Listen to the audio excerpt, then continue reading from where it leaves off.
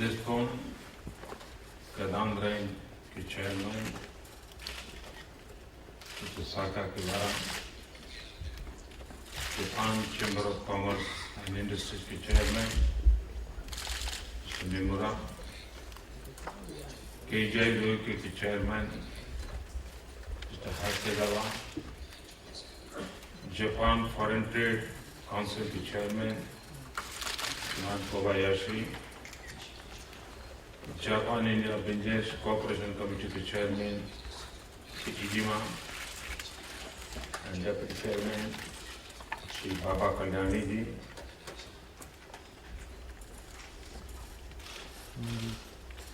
निहोनम तो इंद्रोनो चोमेना बिजनेसु रेजा नो नाकादे ओहानाशी देकिरो कोतोवा कोइस देश।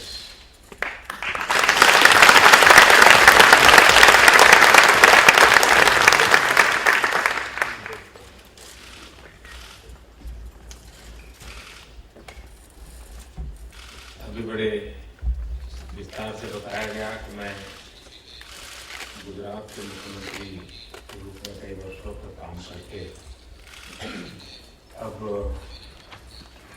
भारत के प्रधानमंत्री के रूप में कार्यभार कर रहा है।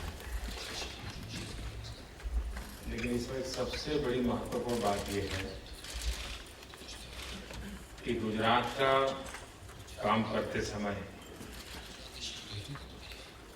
मेरा सबसे अधिक संबंध जापान के इंडस्ट्रियल हाउस से आया, जापान के बिजनेस ग्रुप के साथ आया। पिछले 6-7 साल में शायद ही कोई ऐसा सप्ताह होगा जबकि जापान का डेलीगेशन गुजरात में न आया। और इस संबंधों के कारण शासन में बैठे हुए लोगों का दृष्टिकोण कैसा होना चाहिए, ईज ऑफ बिजनेस के लिए इनिशिएटिव कौन से होने चाहिए, सिंप्लीफिकेशन ऑफ पॉलिसीज, इसके लिए कौन से कदम महत्वपूर्ण होते हैं, इन बातों को मैं जनरल तो जानने लगा, लेकिन साथ साथ स्पेसिफिक जापान रिक्वायरमेंट्स क्या है उसको भी मैं समझने लगा। मैं जब गुजरात का मुख्यमंत्री था, हमारे यहाँ गुजरात में गोल्फ क्या होता है, गोल्फ कोर्स क्या होता है, कुछ पता नहीं। लेकिन जब से जापान के डेलीगेशन आना शुरू हुआ तो मुझे लगा कि एक सरकार के नाते, बिजनेस के नाते शायद मेरे एजेंडा में ये होगा नहीं, लेकिन अगर मुझे जापान को फैसिलिटेट करना है तो और चीजों के साथ मुझे इसकी इस बारीकी को भी ध्यान में रखना होगा। और आज मैं गर्व से कह सकता हूँ कि मैंने गुजरात में वर्ल्ड क्लास गोल्फ कोर्सेज बना दी। ये इस बात का सबूत है कि प्रोएक्टिव गवर्नमेंट, शासन और इन्वेस्टर के बीच में कैसा तालमेल होना चाहिए, कितनी बारीकी से देखना चाहिए, इसको मैं भली भांति समझता हूं।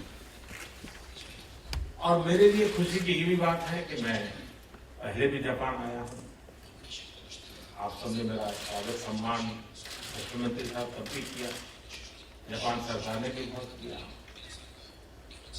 जापान के लोगों के बीच में मोदी कौन है और गुजरात में क्या करता है, इसकी बात मैंने जितनी बताई है उससे ज्यादा जापान के जो लोग गुजरात से जुड़े हुए हैं उन्होंने बताई। और इस अर्थ में जो लोग गुजरात एक्सपेरिमेंट को जानते हैं उनके मन में जब मैं भारत का प्रधानमंत्री बना हूं तो अपेक्षाएं बहुत ज्यादा होना बड़ा स्वाभाविक है। इतना ही नहीं, ज्यादा अपेक्षा भी है और जल्दी से सारी बातें हो, ये भी अपेक्षा है। और मैं आपको आज विश्वास दिलाने आया हूं कि पिछले 100 दिन के मेरे कार्यकाल को अगर देखा जाए, मैं राष्ट्रीय राजनीति में आया था। इतने बड़े पद के लिए मैं उस प्रोसेस में पहले कभी रहा नहीं था। मैं एक छोटे राज्य से आया। इन सारी मर्यादाओं के बावजूद 100 दिन के भीतर जो इनिशिएटिव हमने लिए, एक के बाद एक जो कदम उठाए हैं, उसके परिणाम आज साफ नजर आ रहे हैं। हम लोग जापान में जो मैनेजमेंट सिस्टम है, उसके रिफॉर्म में कर्जाई सिस्टम को बड़ा महत्व देते हैं। आपको जानकर के खुशी होगी, मैंने आते ही मेरे पीएमओ को और एफिशिएंट बनाने के लिए और प्रोडक्टिव बनाने के लिए कर्जाई सिस्टम से कंसल्ट करके उनको मैंने इंटेक्ट किया है। और ऑलरेडी मेरे यहाँ पिछले 3 महीने से लगातार भिन्न भिन्न डिपार्टमेंट की ट्रेनिंग चल रही है। तो जापान की जो एफिशिएंसी लेवल है, वो एटलीस्ट शुरू में मेरे पीएमओ में कैसे आए, उस पर मैं लगातार 3 महीने से काम कर रहा हूँ। आपकी एक टीम मेरे यहाँ काम कर रही है। तो इससे आपको ध्यान में आएगा कि गुड गवर्नेंस ये मेरी प्रायोरिटी है। और जब मैं गुड गवर्नेंस कहता हूँ, तब आखिरकार ईज ऑफ बिजनेस के लिए पहले शुरुआत क्या हो, यही तो होती है। कोई भी कंपनी आए तो उसको सिंगल विंडो क्लियरेंस की अपेक्षा रहती है। Single window clearance ultimately better good governance, और इसलिए हमने गुड गवर्नेंस को बल दिया है। उसी प्रकार से प्रोसेस स्पीड कैसे, ऑनलाइन प्रोसेस को बल कैसे मिले, गवर्नेंस में टेक्नोलॉजी का इंपॉर्टेंस कैसे बढ़े, उस पर हमने बल दिया है। कई ऐसे पेंडिंग सवाल मुझे याद है। मुझे 2012 में यहाँ आया तो मेरे सामने कुछ बातें रखी गई थी। तब तो मेरे कार्यक्षेत्र में विषय नहीं था, लेकिन अपेक्षाएं की जाती थी, मोदी जी ये करिए, तो भारत से थे। लेकिन शायद आप वैसे ही और उसमें जैसे आप चाहते थे एक बैंक का ओपनिंग हमारे यहाँ अहमदाबाद में हो जाए, मैंने आते ही पहला काम वो कर दिया, तो बैंक के लिए मैंने परमिशन दी। रियल अर्थ के लिए कई दिनों से चर्चा चल रही थी, वो काम पूरा। ऐसे कई किसी तरह एक के बाद एक जापानीज बैंक का भारत में और ब्रांचेस खोलने की अनुमति ऑलरेडी हमको दे दी। यानी एक के बाद एक निर्णय इतनी तेजी से हो रहे हैं कि जिसके कारण अल्टीमेटली मेरी ये इंप्रेशन है, क्योंकि बीइंग गुजराती, मेरे ब्लड में कॉमर्स है, मेरे ब्लड में मनी होता है, और इसलिए मुझे इन चीजों को समझना बहुत स्वाभाविक है। मैं नहीं मानता हूं कि बिजनेसमैन को कोई ज्यादा कंसेशन चाहिए। मैं ये समझता हूं कि बिजनेसमैन को ग्रो करने के लिए प्रॉपर एनवायरनमेंट चाहिए, और एनवायरनमेंट प्रोवाइड करना ये सिस्टम की जिम्मेवारी है, शासन की जिम्मेवारी है, पॉलिसी मेकर्स की जिम्मेवारी है। और एक बार सही पॉलिसी मेकिंग का फ्रेमवर्क बन जाता है तो चीजें अपने आप चलती है। कभी कभार डिले होना का एक कारण ये होता है कि हम नीचे के तबके के अधिकारियों पर चीजें छोड़ देते हैं। अगर हम पॉलिसी ड्रिवन स्टेट चलाते हैं तो निर्णय करने में नीचे कोई भी झिझक नहीं रहती। छोटे से छोटा व्यक्ति भी बहुत आराम से डिसीजन ले सकता है, और इसलिए हमने प्रायोरिटी दी है पॉलिसी ड्रिवन स्टेट गवर्नमेंट चलाने की। अगर पॉलिसी ड्रिवन स्टेट होता है तो डिस्क्रिमिनेशन की स्कोप नहीं रहता है, पहले आप वाला मामला नहीं रहता है। और उसके कारण हर एक को समान न्याय मिलता है, हर एक को समान अवसर मिलता है, और उस बात पर भी हमने बल दिया है। अभी हमारी सरकार को 3 महीने हुए हैं। आप व्यापार जगत के लोग हैं, आप जानते हैं कि ग्लोबल इकोनॉमी और ग्लोबल इकोनॉमी का इम्पैक्ट क्या होते हैं और किस नेशन की इकोनॉमी कैसे चलती है। पिछला 1 दशक हमारा कठिनाइयों से गुजरा है। मैं उसके विवाद में जाने के लिए इस फॉरम का उपयोग करना नहीं चाहता, लेकिन पहले ही क्वार्टर में 5.7% की ग्रोथ के साथ हमने एक बहुत बड़ा जंप लगाया है, और इसने एक बहुत बड़ा विश्वास पैदा किया है। क्योंकि हम 4.4, 4.5, 4.6 के आसपास लुढ़कते रहते थे, और एक निराशा का माहौल था, उससे बहुत बड़ा बदलाव आया है। और आप जानते हैं, गो नो गो, ये एक ऐसी स्थिति होती है कि जो किसी को भी डिसीजन लेने के लिए उलझन में डाल देती है। जब जनता का क्लियर कट मैंडेट होता है, और एक खुशनसीबी है जापान और भारत के बीच कि जापान में भी बहुत अरसे के बाद एक स्पष्ट बहुमत के साथ, पीपल्स मैंडेट के साथ एक स्टेबल गवर्नमेंट आई है। लोअर हाउस, अपर हाउस दोनों में एक स्टेबल गवर्नमेंट आई है। भारत में भी करीब 30 साल के बाद एक पार्टी की पूर्ण बहुमत की सरकार आई, और पूर्ण बहुमत की सरकार आने के कारण 2 चीजें साफ बनती हैं। एक, हमारी अकाउंटेबिलिटी और ज्यादा बढ़ जाती है, हमारी रिस्पॉन्सिबिलिटी और ज्यादा बढ़ जाती है। ये 2 चीजें ऐसी हैं जो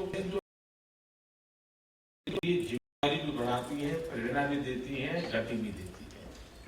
और ये जो पॉलिटिकल स्टेबिलिटी की सिचुएशन दोनों कंट्री में खड़ी हुई है, वो आने वाले दिनों में बहुत बड़ी उपकारक होने वाली है, ये मैं साफ मानता हूं। मैं और एक विषय पे जाना चाहता हूं। आप जानते हैं, भारत दुनिया का सबसे युवा देश है। 65% पॉपुलेशन बिलो 30 एज ग्रुप की, और 2020 में पूरे विश्व को जो वर्क फोर्स की जरूरत है, अभी से मैपिंग करके ग्लोबल वर्क फोर्स की जो रिक्वायरमेंट है, उसकी पूर्ति करने के लिए हम स्किल डेवलपमेंट पे बल देना चाहते हैं, ताकि 2020 में हम ग्लोबल वर्क फोर्स की रिक्वायरमेंट को मीट करने में भारत बहुत बड़ी भूमिका निभा सकता है। लेकिन हम स्किल डेवलपमेंट जापान की तर्ज पे करना चाहते हैं, जहां quality, zero defect, efficiency, discipline, इन सारे विषयों में हम कोई कमी न बरतें। और मैं मानता हूं जापान हमें इसमें बहुत बड़ी मदद कर सकता है। जापान के गवर्नमेंट के जिन लोगों से मैं मिल रहा हूं, मैंने से ही बात कर रहा हूं, मुझे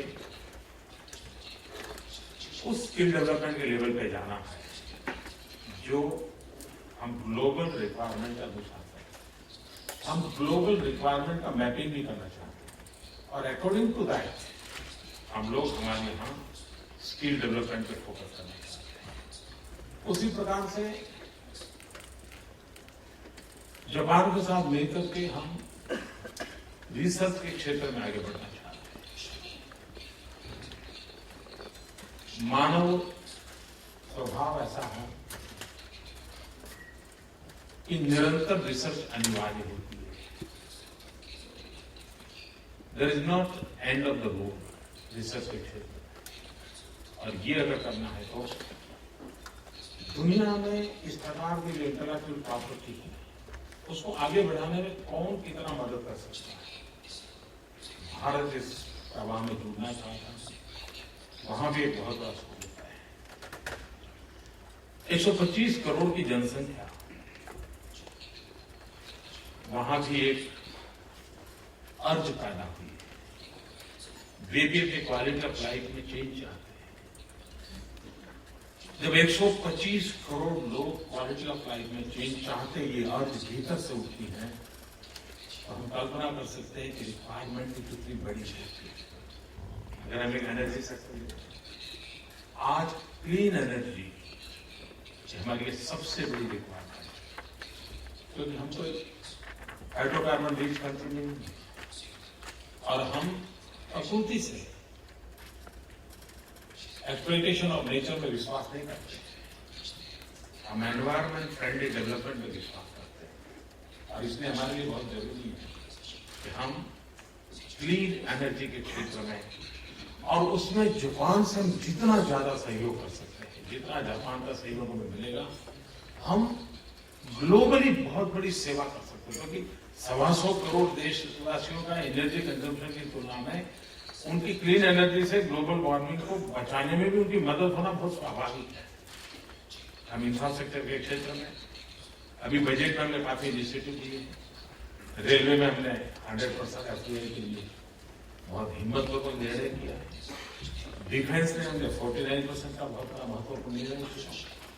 इंफ्रास्ट्रक्चर क्षेत्र में हमने 100% FDI की बात कही है। और इसके लिए आवश्यक जो भी कानूनी व्यवस्थाओं में परिवर्तन लाना होगा, जो भी नियमों में परिवर्तन लाना होगा, एक के बाद एक हम कर रहे हैं। और मैं मानता हूं इसका लाभ भी आने वाले दिनों में मिलने वाला है। मैं चाहता हूं, अगर आप गुजरात एक्सपीरियंस को एक अपना पैरामीटर मानते हैं,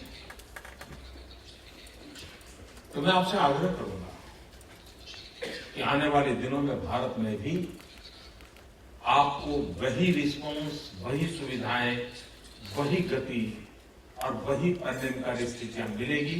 ये मैं जापान के सभी उद्योग जगत के मित्रों को विश्वास दिलाने के लिए आया। मैं ये भी मानता हूं कि भारत और जापान में आर्थिक संबंधों का बनना, वो क्या हमारी बैलेंस शीट में इजाफा करने के लिए,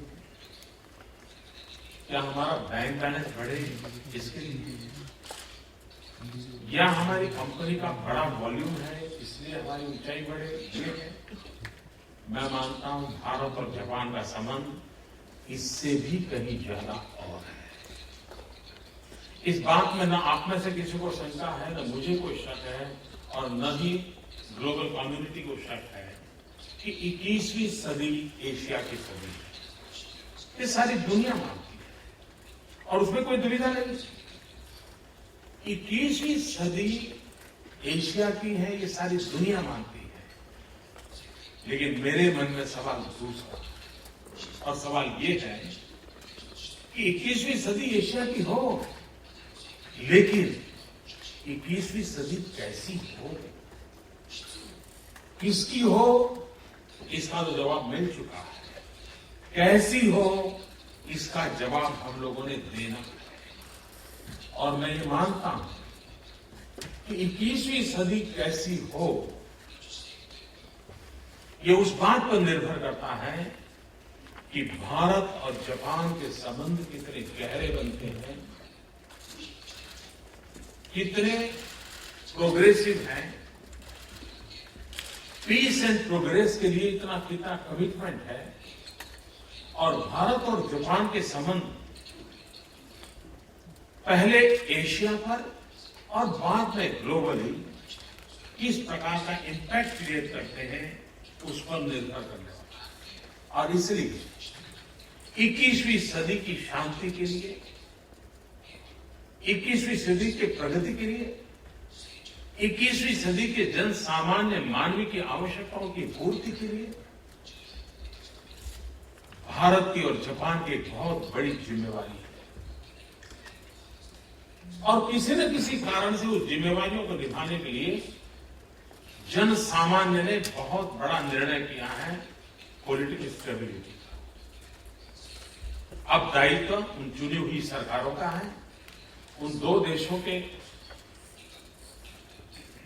पॉलिसी मेकर्स का है, ओपिनियन मेकर्स का है, इंडस्ट्रियल एंड फाइनेंशियल वर्ल्ड के लीडर्स का है।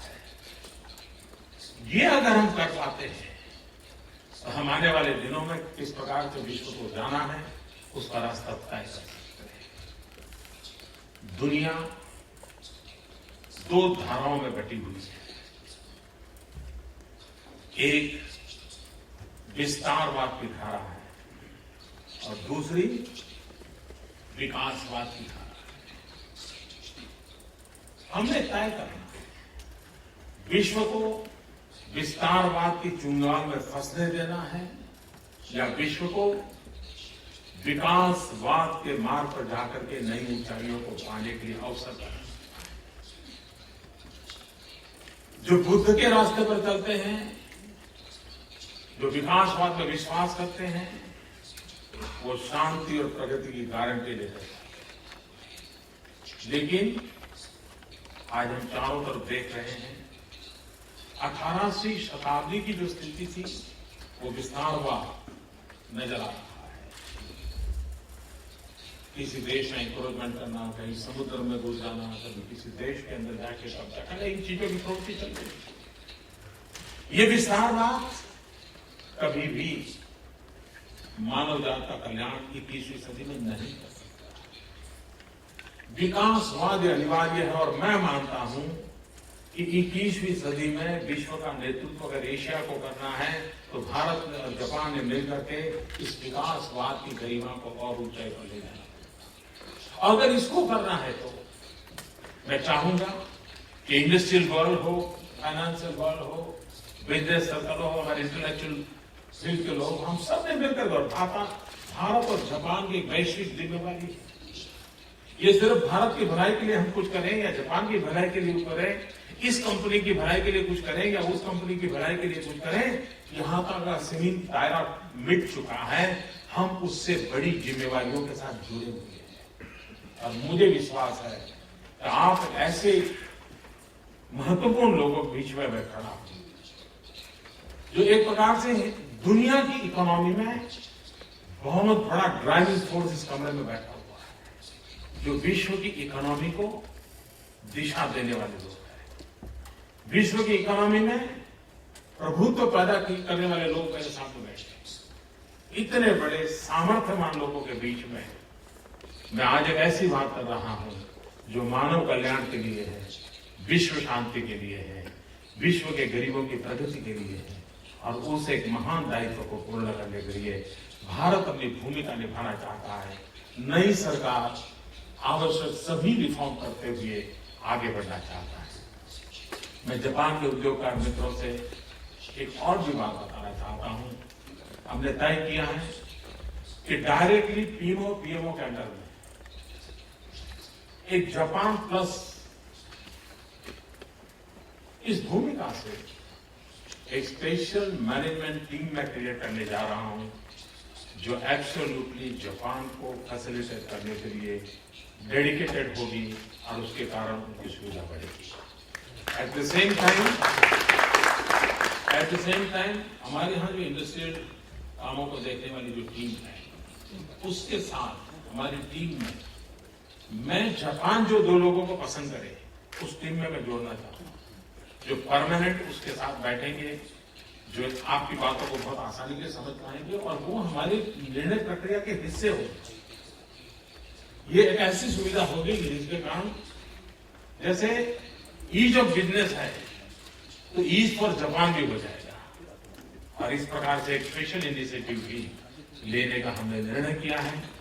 मुझे आप सबके बीच आने का अवसर मिला, आपने समय निकाला, मैं आपका बहुत बहुत आभारी हूं। भारत से मेरे साथ बहुत ही बड़ा डेलीगेशन आया। आप लोग तो परिचित होंगे, कोई से परिचित होगा, लेकिन सब लोग सबसे परिचित नहीं है। मैं कह सकता हूं हिंदुस्तान का इंडस्ट्रियल वर्ल्ड का मेरा जो हुजू है वो आज यहाँ इस कमरे में है। मैं चाहूंगा कि आप लोग उनसे बाद में मिलना चाहेंगे तो मैं एक बार उनसे प्रार्थना करूंगा अगर हमारे लोग अपने जगह पर खड़े हो जाए, भारत से आए हुए मेरे सब साथी, तो और लोगों को ध्यान में रहेगा ताकि हाथ मिलाना, बात करना